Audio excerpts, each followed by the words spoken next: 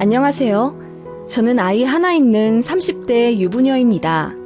친정아빠 돌아가신 지도 벌써 3년이 다 되어가네요. 이 말은 즉 시어머니 그리고 시누이랑 연을 끊은 지도 3년이 되어간다는 이야기네요. 저는 친정아빠 장례식 끝난 후 경찰서까지 오고 가는 대소동을 벌이군 절연을 한 며느리입니다. 정말 기가 막히고 코가 막히는 그날의 이야기를 회상하면 아직도 부하가 치밀어 오르고 어이없습니다. 남편에겐 여동생이 있습니다. 대학 잘 다니다가 쇼핑몰 한다고 갑자기 가족들에게 돈을 3천만 원인가 빌려가더니 갑자기 잠수를 타서는 3년 뒤에 돌아왔대요. 원래 그렇게 막 나가는 스타일은 아니었다는데 남자가 있었대나 봐요. 근데 그 남자가 약간 사기꾼 같은 스타일이어서 신우가 홀랑 넘어가 버렸고 3천만 원도 전부 그 남자한테 털렸던 거죠. 그렇게 그 남자랑 어디 시골 시내 같은 데서 살다가 결국 속도 위반으로 임신해서 배부른 채로 다시 돌아온 거였어요. 결혼식도 안 올리고 그냥 혼인신고만 해서 월세방 살면서 그런 사고를 친 거죠. 남편이 길길이 날뛰며 신우 남편을 비 오는 날 먼지 날 만큼 흠씬 두들겨 패버렸대요. 순진한 내 동생 꼬드겨서 돈 가져가고 임신도 시킨 천하의 나쁜 놈이라면서요. 그런데 답 없는 신우가 지 남편 편을 들더래요. 오빠가 뭔데 내 아이 아빠한테 손찌검을 하냐면서 제 남편한테 대들었고 열받은 남편이 그날 이후로 여동생 일에 관여 안 했답니다. 마침 제 남편도 바로 캐나다로 해외 취업을 나가야 했고 차라리 잘 됐다 싶었대요. 그렇게 남편이 캐나다에서 2년 일하고 한국 돌아와 보니 본가에 여동생이 살고 있었던 거죠. 남편 방에 있던 책상이며 침대 전부 다 버리고 자기 애 방으로 만들어놨대요. 여동생은 그 남편이랑 결국 이혼한 뒤 애 데리고 친정 들어와 살게 된 거죠. 자기 오빠가 2년 뒤에 다시 돌아올 거 뻔히 알면서 방을 전부 치워버렸고 치우는 걸로 모자라 남편이 소중하게 생각했던 물건들 예를 들어 게임기나 친구들과의 추억이 담겨져 있는 앨범 같은 것도 신우가 전부 다 버려버렸답니다. 화가 난 남편이 여동생에게 따졌고 그걸 가만히 두게 만든 어머님한테도 한 소리 했답니다. 그러자 어머님이 펑펑 울면서 네 동생이 불쌍하지도 않니? 하루아침에 애 딸린 이혼녀가 돼가지고 어디 오갈 데도 없어서 받아준 거다. 오빠 된 입장에서 좀 헤아려 줄 수는 없니? 너는 어릴 때부터 참 인정머리가 없더라. 지 아빠 닮아서 그런 건지 원. 하시며 남편을 책망하셨다네요. 참고로 어머님은 아버님과 사이가 진짜 안 좋으십니다. 어릴 때부터 부부싸움도 징그럽게 많이 했고 어머님이 집을 나가신 적도 있다고 하던데 그래서 그런지 너무나도 싫어하는 본인의 남편을 쏙 빼닮은 아들이 정이 잘 안 가셨나 봐요. 어머님은 어렸을 때부터 제 남편을 많이 구박하셨댔고 툭하면 지 아빠 닮아서 성질머리가 고약하다, 인정머리 없다 등의 모진 말로 상처를 주셨다네요. 그리고 여동생은 세상 둘도 없는 보물처럼 대하며 편애하셨댔고요. 어떤 집은 남아 선호 사상이 강해 아들을 더 좋아한다는데 아니 실제로 아들 하는 집이 더 많고요. 저희 시댁은 참 특이한 편입니다. 아무튼 그런 어머님과 여동생에게 질릴 대로 질려버린 남편은 그날 이후로 바로 독립해 본가에 한 발짝도 가지 않았댔어요. 그러다가 저를 만나게 된 거고 결혼하게 된 거였습니다. 남편에게 대강 시댁 분위기에 대해 이야기를 듣긴 했어요.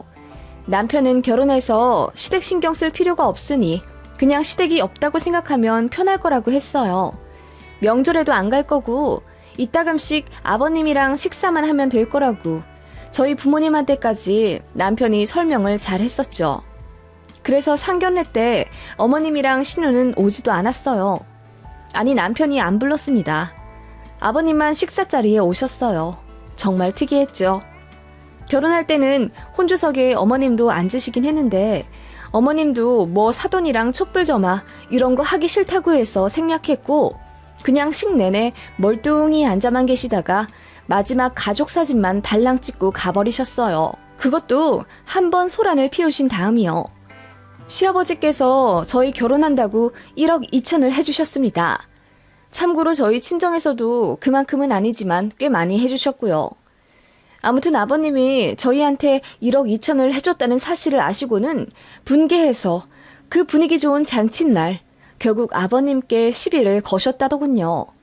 왜 그 돈을 불쌍한 딸한테 안 주고 잘 먹고 잘 사는 아들한테 줘버리냐고 어머님이 입에 독을 품고 아버님께 따지고 드셨답니다.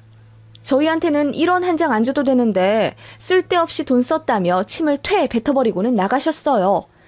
그날 저 너무 화가 나고 수치스러워서 엉엉 울었습니다. 남편도 저에게 진짜 많이 미안해했고 그날 이후로 본인 어머니랑 절대로 안 만날 거라며 다시 한번 다짐하더군요. 그렇게 저는 남편 말대로 시댁이 없다 생각하며 지냈어요. 아버님하고만 연락했고 한 달에 한 번씩 식사하고 그렇게 살았습니다. 어머님한테도 먼저 연락 온 적 없고 그 아이 하나 있다는 시누이랑도 결혼 생활 5년 하는 동안 만난 적도 없었습니다.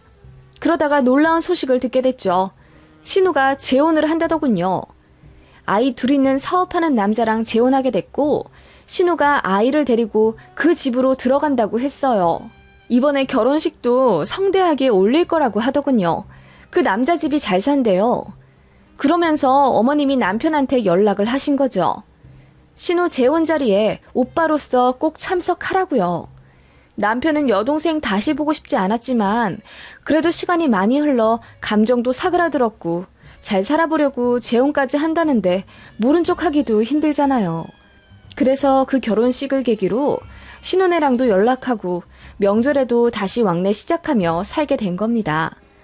그런데 잘 산다고 했던 신우 남편은 생각보다 허울만 멀쩡한 사업가였지 빚이 많았다더군요. 신우가 이번에도 남자를 잘못 만난 것 같았어요.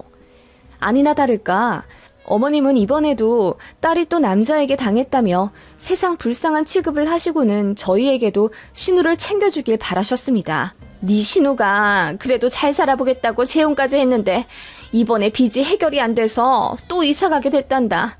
24평으로 줄여가야 한다던데 그 집에 애만 셋이 있지 않니?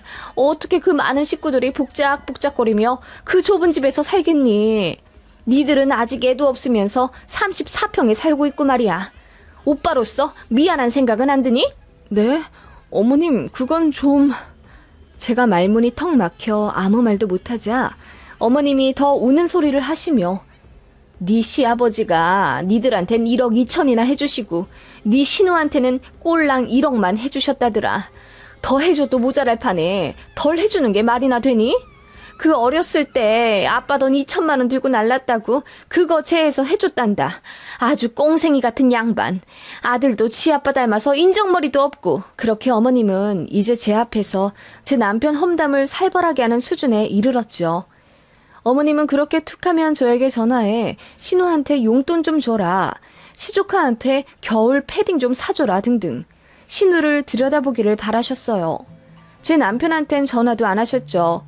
왜냐하면 남편이 어머님 전화는 잘 받지도 않았을 뿐더러 받아도 찬바람 쌩쌩 부는 말투로 대했거든요. 그나마 저는 며느리니까 만만해서인지 저한테 그렇게 전화를 하셔서는 신우가 불쌍하다며 하소연하셨어요. 저도 그러고 싶지는 않았는데 어머님이 하도 닥달하고 신우를 안 도와주면 세상 인정머리 없는 올케 취급을 하셔서 어쩔 수 없이 좀 베풀어주곤 했어요. 어린이날이나 생일 맞춰서 돈도 몇십만 원씩 보냈고 신우이 이사 간다고 TV도 해줬고요. 한 번은 차 사고가 났는데 보험 처리가 하기가 싫다며 합의금 300만 원 좀 해달라 하더군요. 가만히 보다 보니 신우도 결국 저희를 호구로 보는 것 같아서 그때 거절했더니 신우가 밤에 저한테 전화를 걸어서는 언니 진짜 너무한 거 아니에요? 제 사정 뻔히 아시잖아요. 애도 없이 둘만 잘 먹고 잘 살면서 어떻게 애가 셋이는 저희를 모른 척 하실 수 있어요? 그리고 우리 아빠한테 1억 2천이나 받아놓고는 이렇게 저 모른 척 할 수 있냐고요. 아들, 딸 둘이 공평하게 받아야지. 오빠네가 뭔데 저희보다 2천만 원이나 더 가져가는 건데요. 맘 같아선 소송이라도 걸고 싶어요. 라고 고래고래 소리를 지르더라고요. 그래서 저도 결국 못 참아서 네, 소송 거세요. 나도 변호사 선임할 테니까 어디 법정에서 만나요. 아버님이 아가씨한테 2천만 원 덜 해주신 건 이유가 있어서겠죠. 제가 아버님 뜻에 대해 왈가왈부할 건 아니지만 아니 그때 얘기 들어보니 저희 남편한테도 1,000만 원인가 뜯어 가셨다면서요. 그건 왜 안 갚으세요? 그거라도 갚고 공평을 운운하셔야죠. 마음 같아선 저도 제 남편 돈 1,000만 원 반환 소송하고 싶어요. 아시겠어요? 라고 처음으로 모진 소리를 했더니 신우가 놀라서 아무 대꾸도 못하고 얼머무리다 끊더군요. 그 얘기가 시어머니 귀에까지 들어갔습니다. 저한테 전화를 계속 하시는 거 제가 안 받았더니 문자며 카톡이며 제 전화기가 불이 나도록 연락을 하시더군요.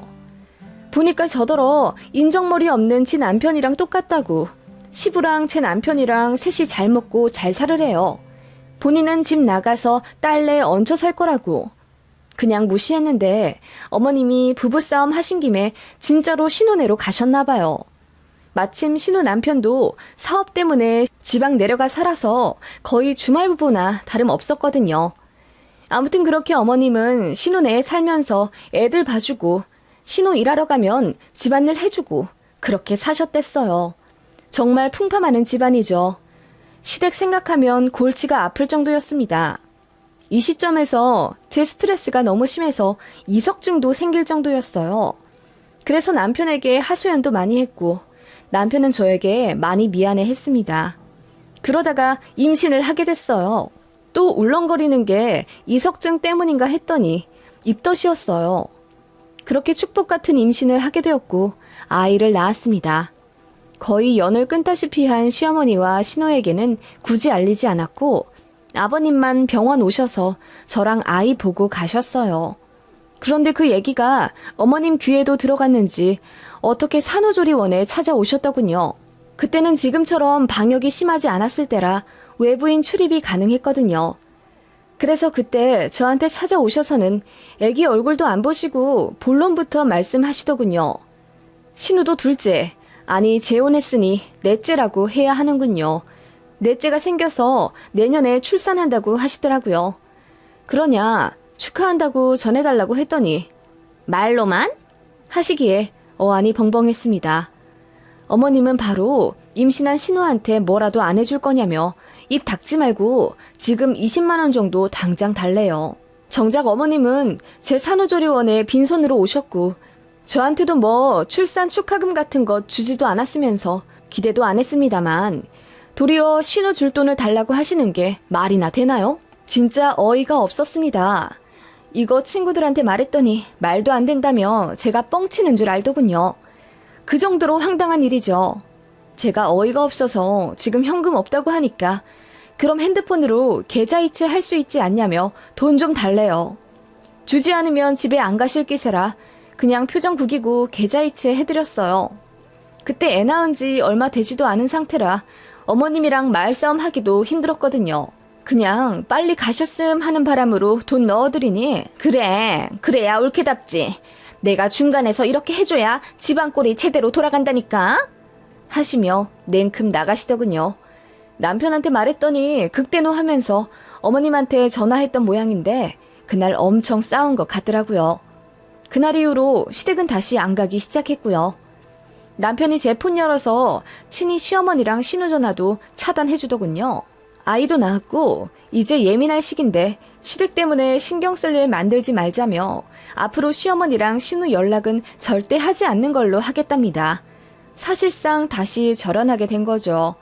솔직히 말해서 신혼애한테 들어간 돈이 얼만데 끝내긴 끝내더라도 저희 아이 내복 한 장이라도 받고 끝내고 싶다는 생각이 참 웃기게도 들더군요. 근데 생각해보니 어차피 어머님이나 신우는 받기만 할 사람이라 제가 아이 낳았다고 주지도 않을 것 같더라고요. 뭐 시댁에 대한 분노도 육아에 밀려 사그러들더군요.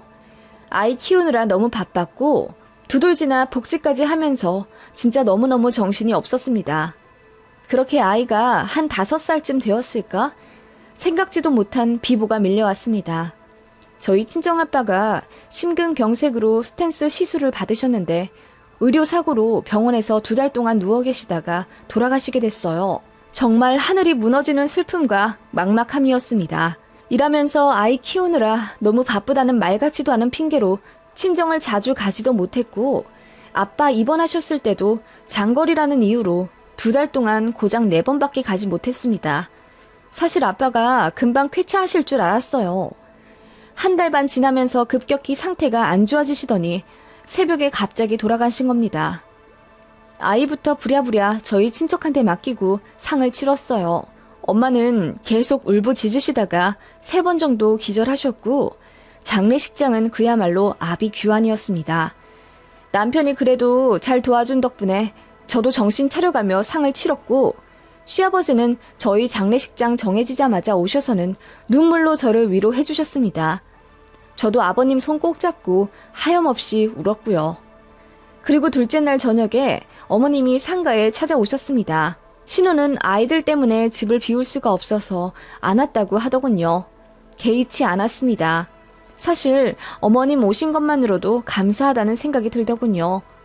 어머님도 제 등을 토닥여주시며 위로를 해주셨고 자리에 안 계시는 친정엄마를 대신해서 손님 맞이도 해주셨어요. 육개장도 날라주시고 종이컵이나 티슈 모자란 테이블은 어머님이 직접 도시며 채워주시고 일을 도와주시더라고요. 지난날의 앙금은 그렇게 순식간에 풀리는 듯 했습니다. 어머님이 그래도 그렇게 나쁜 분은 아니었나 보다 하는 마음에 고맙단 생각까지 들더군요. 그렇게 어머님은 밤 늦게까지 상가에 계셨고 저희가 이제 그만 가셔도 된다고 해도 장지까지 보고 갈 거라고 하시더군요. 저희가 장지는 정말 가까웠던 분들만 모시고 갈 거라 어머님은 가셔도 된다고 했더니 아쉬워하시며 가실 채비를 하시더군요. 그러시면서 그럼 1시간만 더 도와주다 갈게. 여기 아주머니들 계시니까 내가 부조금 받을게. 라고 하시길래 그건 저희 삼촌들이 알아서 할 거라고 말씀드렸더니 부조금 받는 쪽으로 기꺼이 가셔서는 바람 쐬고 오라고 삼촌들을 등 떠밀어 보내셨더라고요. 그때까지만 해도 어머님이 정말 나를 도와주시나 보다. 우리 가족들 챙겨주시는 마음에 감사한 마음이 들었고 다른 건 몰라도 비보에 살뜰히 챙겨주시는 알고 보면 속 깊은 분이셨구나 싶은 생각에 참 가슴까지 찡해지더라고요. 어머님은 그렇게 부의금을 받으셨고 저는 정신없이 손님들을 맞았어요. 1시간 좀 지났을까? 어머님이 이제 집에 가겠다고 하시길래 택시를 잡아 보내드렸습니다. 그리고 저는 장지까지 다 하고 쓰러지다시피 본가에 와서 친정엄마랑 기절하듯 내리 7시간을 잤습니다. 자고 일어나 보니 핸드폰에 불이 나 있더군요. 보니까 삼촌들이랑 고모였습니다. 무슨 일이냐고 콜백을 했더니 고모가 난리를 치시더라고요. 예, 너희 시어머니가 부의금 받으셨다면서? 네? 아, 네. 둘째 날 밤에 1시간 정도 보신 것 같아요. 왜 그러세요? 아니, 봉투 몇 개가 홀라당 비어있는 거야. 방명록이랑 대조해서 보니까 딱 네 시어머니가 부의함 보셨을 때더라고. 아무리 생각해도 이상해가지고 내가 빈 봉투에 적힌 이름마다 실내 무릅쓰고 다 전화를 돌려봤다. 그랬더니 전부 20만 원이며 50만 원씩 넣으셨다는 거야. 네? 네, 그래서요? 그런데 그분들 낸 돈이 홀라당 없어지고 빈 봉투만 들어있는 거지. 너무 이상하잖아. 네 시어머니가 돈 가져가신 건 아니겠니? 네? 아니, 그럴 리가요. 어머님이 그날 얼마나 고생스럽게 상 도와주셨는데요. 이상해. 삼촌들 전화 오면 받아봐. 그렇게 통화를 끝냈고 바로 삼촌들이랑 전화를 했더니 아니나 다를까 삼촌들도 시어머니가 너무 이상했다며 안 그래도 지금 장례식장에 CCTV를 보러 가는 중이라고 하시더군요. 그러면서 저한테도 오라고 하시길래 급하게 택시 잡아타고 장례식장 사무실로 갔습니다. 부조금 도난 문제로 CCTV 열람 요청을 하니 흔쾌히 사무실에서 보여주시더군요. 그래서 어머님이 부의함 지키실 때부터 쭉 돌려봤습니다. 어머님은 처음에는 성실하게 봉투 받고 금액 확인하고 바로 정리하나 싶으셨어요. 그러더니 사람 좀 뜸해지는 시간에 두리번 거리시다가 갑자기 부의함을 열려고 막 책상을 흔드시더라고요. 그러다가 사람들 들어오니 갑자기 멈추시곤 교양 있게 봉투를 받으시더군요. 그러더니 사람들 눈치 보다가 봉투 안에서 현금을 쓱 뽑으시는 겁니다. 책상 아래로 손을 넣어서요. 그게 CCTV에 고스란히 찍혔어요. 어머님은 그렇게 총 봉투 6개를 열어 현금을 가져가 가방 안에 쑤셔 넣으셨어요. 그렇게 조금 더 앉아 계시다가 삼촌들 오시니 이제 가야겠다 하시며 귀가하셨던 거죠. 보면서도 믿기지가 않았습니다. 삼촌들도 어떻게 시어머니가 돈을 빼갈 수 있냐? 돈 없어지면 부의금 담당한 우리만 난처해질 거 알면서 그런 거냐? 아님 걸려도 시어머니라 뭐라 못할 거라고 생각해서 이런 일을 벌인 거냐? 난리가 났습니다. 제가 남편한테 전화해서 자초지종을 다 설명했더니 남편이 길길이 날뛰고 난리가 났습니다. 당장 시어머니한테 전화한다는 걸 제가 말렸어요. 이거는 얼굴 보고 말해야겠다 싶더군요. 그래서 어느 정도 아빠 일 처리한 후 며칠 뒤에 말도 없이 신혼회로 쳐들어갔습니다. 남편이랑 같이요. 초인종 누르니 생각도 못한 얼굴이 화면에 비쳐서인지 어머님이 소스라치게 놀라시더군요. 니들이 여기는 웬일이야? 어머님, 드릴 말씀이 있어서 왔어요. 문 좀 열어주세요. 그래, 알겠다. 하시고는 진짜 한참 뒤에 문을 열어주시더라고요. 보니까 뭘 치운 것 같지도 않은데 왜 이렇게 문을 오래 안 열어주셨냐고 하니 얼굴이 빨개져선 아무 말씀도 못 하시는데 제가 보기엔 그냥 당황해서 일부러 안 열어주신 것 같았어요. 남편이 먼저 물었습니다. 엄마, 사람이 해야 될 일이 있고 절대 하지 말아야 될 일이 있잖아? 라고 한마디 했을 뿐인데 어머님이 대뜸 화부터 내시더군요. 그래서 뭐 어쩌라고? 라고 하시는데 이런 걸 보고 도둑이 제발 저린다고 해야 하나 봐요. 어머님은 그렇게 갑자기 성을 내시더니 무안한 듯 헛기침을 하며 무슨 일이냐고 하시더군요. 제가 차분히 말씀드렸습니다. 어머님, 저희 아빠 장례식 와주셔서 너무 감사했어요. 그날 일도 도와주시고 힘드셨겠어요. 부조금 받는 일도 참 보통 신경 쓰일 일이 아닐 텐데요. 그거야 뭐 사돈 돌아가셨으니 당연히 도와드려야지. 어머님, 근데요. 그날 저희 부조금에 돈 사고가 났어요. 200만 원 정도가 비더라고요. 혹시 어머님은 아시는 거 없으세요? 어머님은 당연히 잘 처리하셨겠지만요. 그래, 뭐 나는 이상한 거 모르겠던데? 돈이 비디? 그래, 장례식장에서 그런 일들 많다더라. 원래 그런 거야. 굳이 신경 쓰지 말고 그냥 친정아버지 노잣돈 하셨나 보다 생각하고 그냥 넘겨. 뭐 그런 걸 신경을 쓰고 있니? 그런 큰일 치르고. 하시며 어머님이 횡설수설 말을 돌리시더군요. 제가 어머님 눈을 똑바로 보고 말했습니다. 어머님, 저 마지막으로 물을게요. 어머님 정말 그날 아무 일도 없으셨어요? 뭐? 아니 그럼 니들 나 의심해서 여기 찾아온 거니? 나는 또 네 신우 이제 출산 얼마 안 남아서 선물이라도 챙겨주러 왔나 했다. 니들이 그러면 그렇지. 야박한 것들. 냉큼 나가. 니들한테는 냉수 한 잔 떠주는 것도 아까워. 기껏 도와주러 간 시애미를 도둑 취급을 해 감히? 하시며 시어머니가 울그락불그락 날뛰시더군요. 그거 보고 남편이 참다 못해 한 소리 했습니다. 엄마, 지금이 마지막 기회야. 사실대로 말해. CCTV에 다 녹화되어 있으니까. 뭐? CCTV? 요즘 장례식장에 무슨 CCTV가 있다 그래? 참 웃기지도 않아. 어머님이 당황하시며 말끝을 흐리시더니 헛소리 할 거면 당장 나가라며 현관문을 열어 제끼시더군요. 제가 말했습니다. 어머님, 애기 아빠 말대로 어머님이 돈 봉투에서 현금 꺼내서 어머님 가방에 넣은 거 전부 다 녹화되어 있어요. 지금이라도 잘못 시인하시고 저한테 사과하시면 없던 일로 할게요. 저는 사과가 받고 싶어요. 다른 돈도 아니고 저희 친정아빠 부의금이잖아요. 어머님이 저한테 어떻게 그러실 수 있어요? 아니, 무슨 말 하는지 모르겠다. CCTV에 뭐가 찍혔는지는 모르겠지만 니들이 뭔가를 오해하고 있는 것 같구나. 어머님, 정말 어머님은 손 안 대셨다는 거죠? 그래, 내가 몇 번을 얘기하니 나는 아니래도. 어머님이 새빨개진 얼굴로 발뺌을 하는 걸 보니 잘못을 인정하시긴 글렀다는 생각이 들더군요. 알겠다고 하며 남편 손잡고 일어났습니다. 여보, 가자. 신고할 수밖에 없겠네.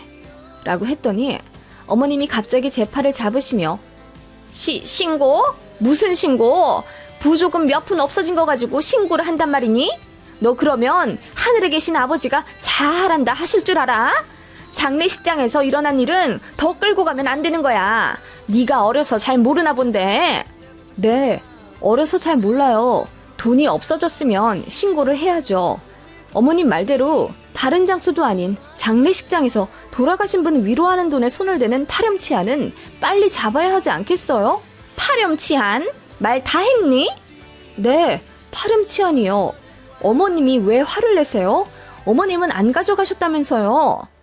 그래, 경찰서를 가든 뭘 하든 마음대로 해. 어머님은 그렇게 저희를 밀듯이 내쫓고는 문을 쾅 닫아버리시더라고요. 그거 보니 받으리려고 했던 마음도 없어졌고 그 길로 남편이랑 경찰서로 향했습니다. 가는 길에 남편 폰으로 어머님께 전화가 오더군요. 남편이 안 받는 거 제가 받았습니다. 받았더니 어머님이 어디 가냐고 물으시길래 경찰서 간다고 했더니 또 화를 내시면서 뭐 하러 가냐고 당장 차 돌려서 돌아오라고 하시더군요. 남편이 전화를 아예 뺏어서 끊어버리더군요. 그렇게 둘 다 아무 말 없이 경찰서에 갔고 장례식장에서 부의금 도난건으로 신고하고 왔습니다. 그랬더니 며칠 뒤에 서에서 CCTV 열람하고 어머님께 조사받으러 오라고 소환장을 보냈나 보더라고요. 어머님이랑 신우가 한밤중에 택시 타고 저희 집으로 찾아와서 문을 쾅쾅 두드리고 난리가 아니었습니다. 언니가 그러고도 사람이에요? 어떻게 엄마를 경찰에 신고할 수가 있어? 네? 저희가 신고한 건 부의금 가져간 도둑이지 어머님이 아닌데요? 다 알고 있었잖아요. CCTV 봤었다면서. 엄마인 거 알면서 어떻게 신고를 하냐고. 우리 엄마 깜빵 가면 언니가 책임질 거예요? 어머님한테 몇 번이나 여쭸는데 아니라고 하셨어요. 그래놓고 저한테 뭘 바라세요? 지금 이 밤중에 애 자는 거 뻔히 알면서 민폐 끼치는 건 또 무슨 경우고요? 제가 소리를 질러버리자 신우가 당황한 듯 아무 말 못하더군요. 그러면서 얘기 좀 하자며 집 안으로 들어오려 하길래 남편이랑 제가 막아섰습니다. 무슨 얘긴데요? 그냥 여기서 하세요. 뭐? 어른이 왔는데 집 안에 들일 생각도 않고 현관에 멀뚱히 서서 얘기하자고? 어른이 어른다워야 어른이죠. 사돈 부조금에 손대는 사람이 어디 어른인가요?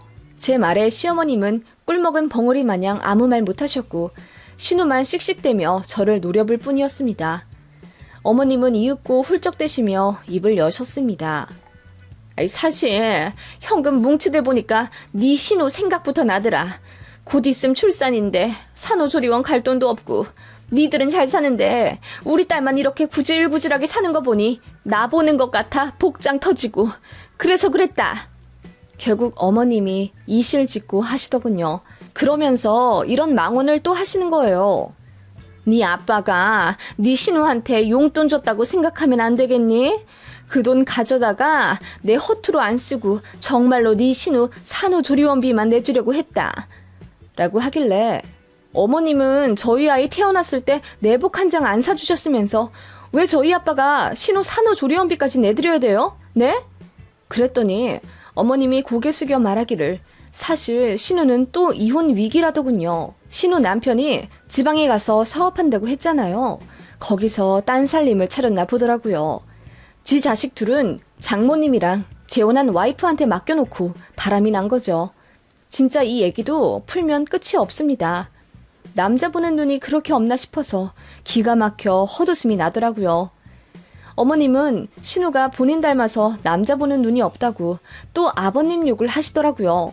그 얘기 듣자마자 남편도 지긋지긋하다며 더 할 말 없으면 나가고 경찰 조사에 성실히 응하라고 하면서 쫓아내려 하더군요. 어머님의 개인적인 감정으로 애꿎은 제 남편만 평생 어머님께 차별당하며 살았습니다.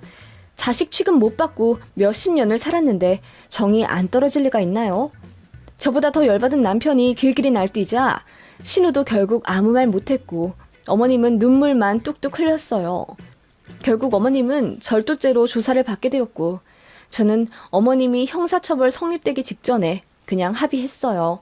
신우는 또 아빠 없는 애들만 줄줄이 키우게 됐고 어머님은 결국 황혼이혼 당하게 생기셨어요. 아버님이 더 못 참겠다며 이혼을 요구하셨거든요. 그리고 합의 조건으로 다시는 저희한테 연락하지 않기로 약속했습니다. 돈 달라는 말은 물론이고 얼굴 보자, 왕래하자, 잘 지내니? 이런 말도 앞으로는 절대 하지 않기로 했어요. 아예 각서를 써서 공증까지 받았습니다. 남편이 얼마나 본인 어머니와 여동생에게 질렸으면 그랬을까요? 얘기만 들으면 저희가 아버님 편만 드는 무정한 장남이라고 생각하실지도 모르겠는데 어머님이랑 신우는 진짜 이상한 사람들입니다. 특히 어머님은 평생을 아버님에게 피해 의식이 있으신 분인데 제가 추측하기로는 어머님이 결혼 초반에 사치가 너무 심해서 집도 날릴 뻔 하셨다네요.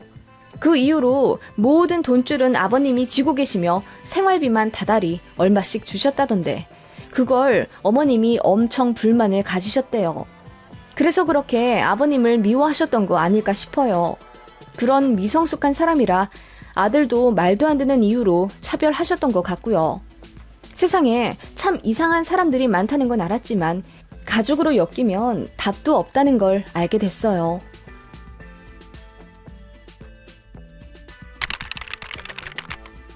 안녕하세요. 저는 경기도 신도시에 살고 있는 한 아이 엄마입니다. 지금 집에 들어온 지는 약 3년가량 되었는데 관리비 정리하다 보니 갑자기 저희 시부모님이랑 대판 싸웠던 이삿날이 생각나서 글을 써보네요.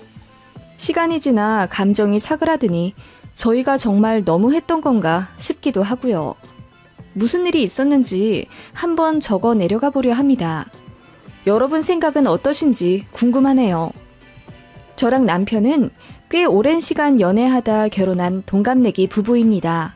저희 친정이나 남편 집이나 비슷비슷한 사정이었고 시부모님은 이미 은퇴하시고 공무원 연금 받으며 생활하시는 분들인데 반해 저희 친정은 아버지가 아직까지 서점 운영하며 일하고 계십니다.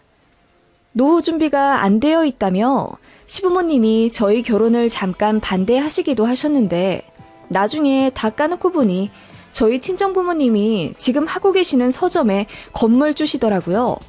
저도 정말 몰랐습니다. 부모님이 아예 티를 안 내셨거든요. 물론 지방이고 건물도 3층짜리라 그렇게 헉소리 날 정도는 아니지만 그래도 자산으로 따지면 몇십억 있으신 거고 시댁은 알고 보니 연금이랑 살고 계신 아파트 말고는 아무것도 없으셨습니다. 물론 이것도 대단하신 거라는 걸 알지만 저희 친정부모님 무시하셨던 예전 생각하면 별로 곱게 말은 안 나와요. 시부모님은 저희 집이 알고 보니 알부자라는 사실을 알고 결혼 허락을 하신 것 같아요. 아무리 생각해도요.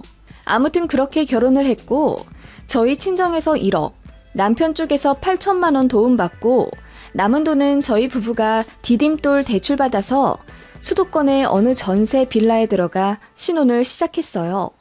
2년쯤 신혼 보내다가 임신을 하게 되었고 1년 뒤에 아기 낳으니 친정에서 저희더러 좁은 빌라 말고 넓은 아파트 가서 살라고 하시더군요.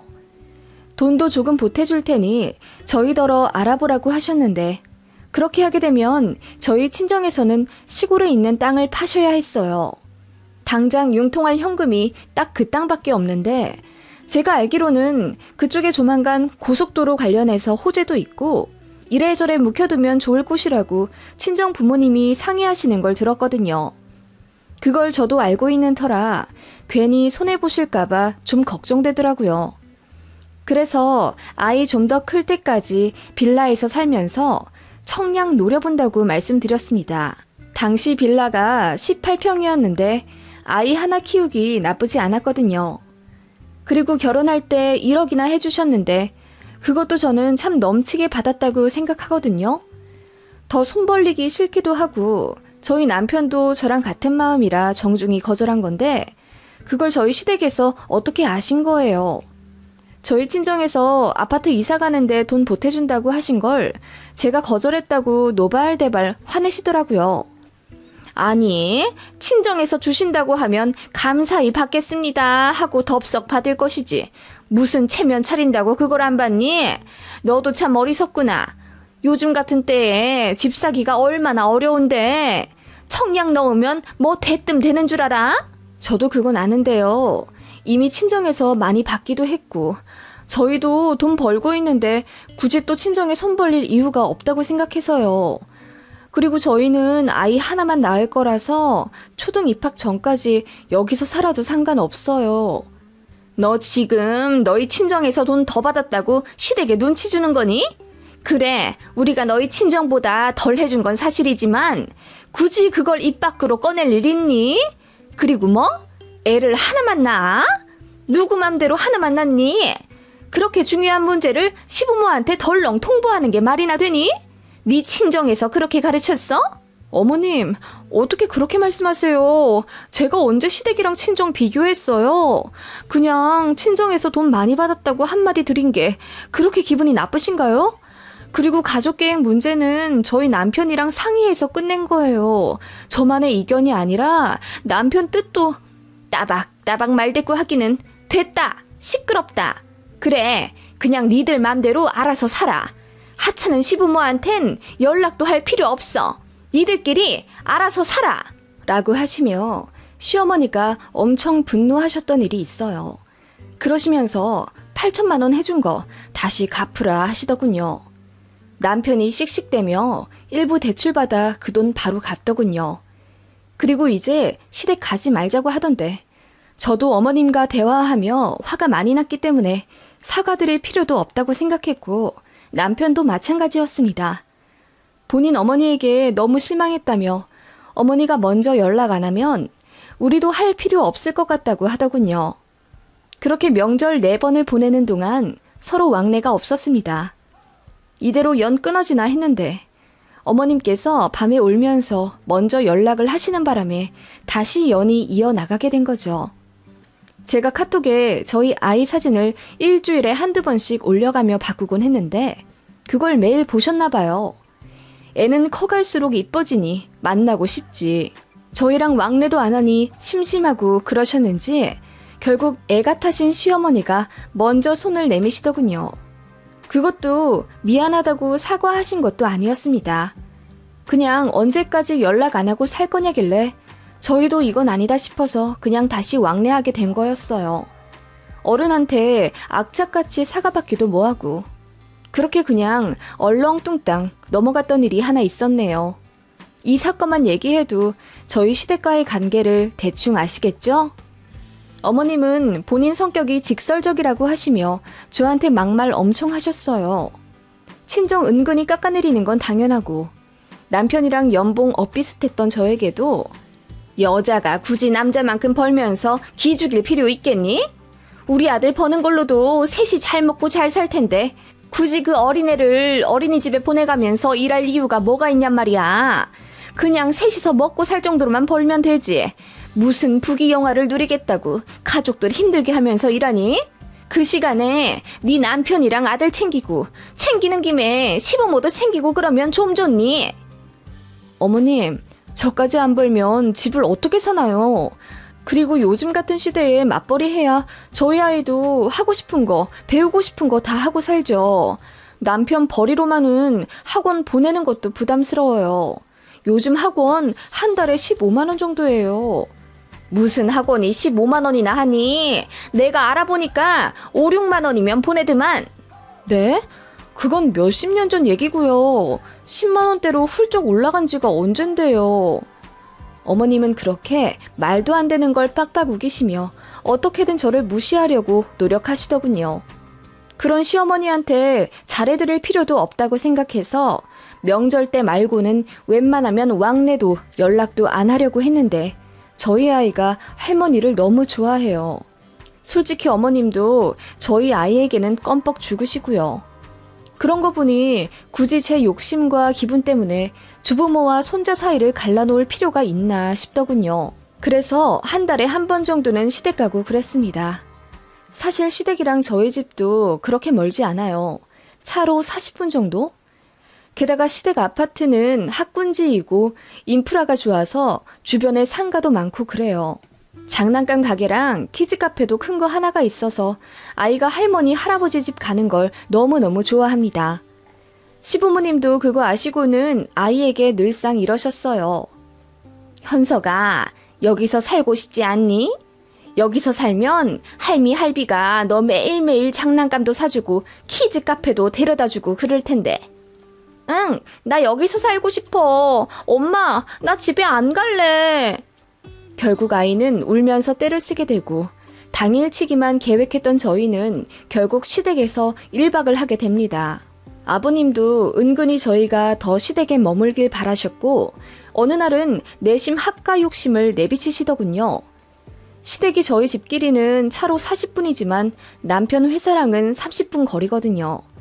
게다가 어머님이 저희 아들을 너무 끼고 싶어 하시고 아버님이 술 드시고 운전하다 적발된 적이 있어서 면허 취소를 받으셨어요. 그래서 택시를 타고 다니시거든요. 그런 게 너무 싫으셨나 봐요. 자식이 1시간 거리에 사는데 병원도 한 번 안 데려다 준다, 어쩐다 하시며 택시 타시는 걸 너무 불쾌하게 생각하세요. 근데 저희 친정부모님은 아픈 것도 저희한테 잘 안 알리시고 대학병원 갈 일이 있어도 자식들 절대 안 부르시거든요. 제가 간다고 해도 먼저 나서서 오지 말라 하시며 장소도 안 가르쳐 주시는 분들이라 시부모님의 이런 면이 좀 적응이 안 됐어요.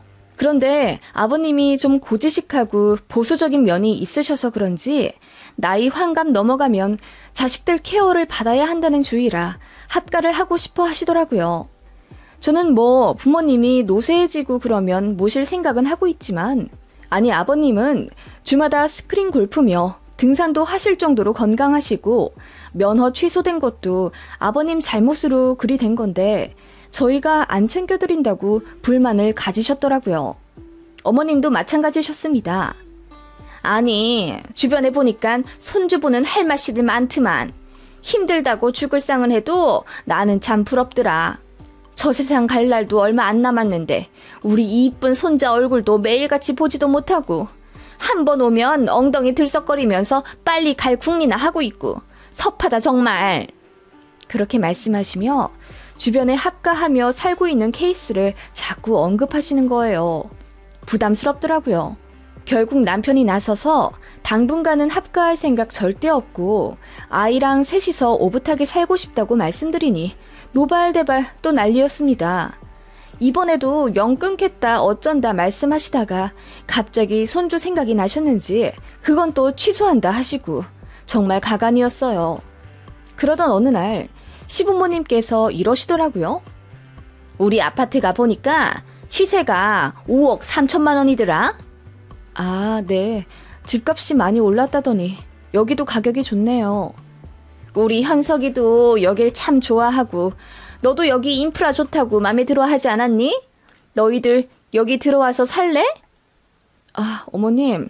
저번에도 말씀드렸다시피 저희 합가는 아직 합가가 아니고 너희만 들어와서 살라는 얘기야. 니네가 이 집을 살라는 말이지. 네? 저희가 이 집을 매매하라고요? 응, 너희한테는 싸게 팔게. 그리고 우리는 저기 바닷가 근처에 주택 하나 사서 거기서 살란다. 안 그래도 영감이랑 시간 날 때마다 가서 보곤 했는데 괜찮은 집이 마침 집을 내놓겠다 하더라고. 2억 정도에 내놓는다는데 우리도 아파트 생활 언제까지 할지도 모르고. 아, 그러세요. 근데 저희는 내년부터 신도시 청약 노리고 있어요.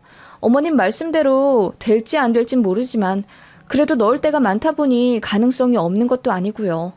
집 내놓으시면 부동산에 내놓고 마음 편히 매매하세요. 그래도 남한테 파는 것보다야 우리도 니들한테 파는 게 좋지. 그리고 싸게 해줄게. 니들한테는 4억에 해주마. 네? 5억 3천짜리를 4억이요? 그래, 너 우리가 너희 친정보다 적게 해줬다고 속으로 욕했지? 이번에 우리가 더 해주는 셈 치고 4억에 이 집 가져가. 좀 살다가 청약되면 그때 차익 니들이 챙겨서 이사 가든지 말든지 하고. 아니 어머님, 그러실 거면 아예 전세를 주시는 건 어때요? 물론 저희도 생각은 해봐야겠지만요. 전세는 내가 주기 싫어. 그런 거 신경 쓰는 거 싫다고. 어머님은 막무가내 전세 말고 매매로 진행하고 싶다며 저희를 설득하시더군요. 사실 안 그래도 아이가 이 동네를 좋아하기도 했고 이 근방에 초등학교도 많이 지어지면서 학군이 꽤 괜찮아졌거든요. 이 정도면 새 아파트 청약 분양가랑 엇비슷하기도 했고 저희가 계획한 금액이랑 어느 정도 맞아 떨어지기도 해서 남편이랑 고민하게 되더라고요. 게다가 시부모님이 자진해서 이 동네를 떠나신다고 하니 솔직히 흔들리지 않을 수가 없었습니다. 하지만 법이 그렇게 호락호락하지도 않을 거고 증여세나 양도세 폭탄 같은 걱정도 들었기 때문에 그 점을 우려했더니 아버님께서 그거는 걱정할 필요가 없다고 하시더군요. 내가 잘 아는 부동산 중개업자가 있어. 그 사람한테 200 정도 찔러주면 알아서 잘 처리를 해준다고 하더라고. 편법이니 뭐니 해도 요즘은 다 그렇게 한대. 암암리에 자식한테 그렇게 해준다더라. 그렇게 두 분이 입에 침이 튀도록 저희 부부를 설득하셨고 결국 저희 부부도 고민 끝에 시댁 아파트를 매매하기로 했습니다. 다만 지금 살고 있는 집이 계약이 덜 끝났고 전세 보증금을 받아야 저희도 잔금을 처리할 수 있기 때문에 문제가 생기더라고요. 집주인은 어차피 몇 개월 안 남은 상황이고 조금 더 살다 가는 게 어떠냐. 우리 빠지면 매매로 돌리려고 했는데 지금 당장 내놓는다 해도 바로 나갈 만한 집도 아니다. 서로 사정 생각해서 조금 더 살아달라 애원하시더군요. 급하게 이사 갈 일도 아니고 아이 어린이집 문제도 있기 때문에